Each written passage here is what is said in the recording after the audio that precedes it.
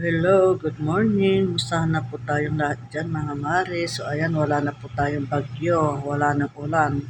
Maganda na yung araw dito mga mare. Sa iyo din po ba? Ganito rin po ba na may araw na po?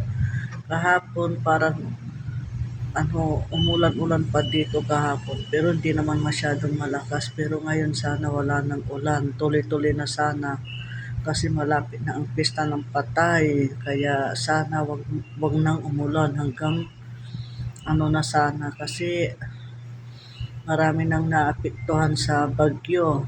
Kaya kailangan wala nang bagyo na darating. Yun lang po sana ang hilingin natin kay Lord na wala ng ulan. Kaya ayan, mustahan na po tayo dito mga mare.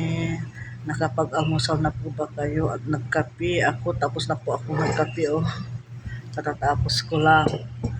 Kaya ito naisipan mag-video para may mai-content naman tayo mga mare. Ayan, ako lang ang mag-isa dito mga mare. Ang dilim kasi hindi pa kami nag-open dito.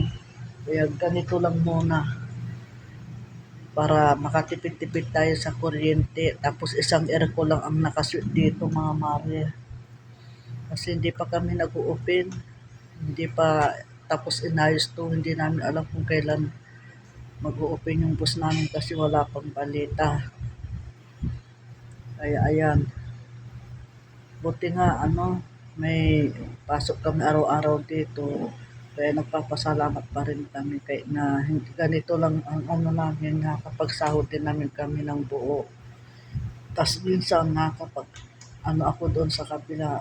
Kaya thank you pa rin kay Lord kasi kahit paano binibigyan tayo ng araw-araw ng trabaho para may maipadala po tayo sa Pangasinan. Kaya ayan, tayo ay magpasalamat po lagi sa itaas. Kailangan tayo magsipag kasi mahal na ang lahat mga mare. Hindi pwedeng tamad-tamad tayo ngayon. Kailangan magsumikap. Kung ano yung trabaho na ibibigay sa inyo, yun tanggapin po natin. Kaya ito, sana gabayan po tayo palagi ni Lord. So ayan, hanggang dito na lang. Maraming salamat sa panonood. See you in next vlog. Bye-bye. Ingat po tayo.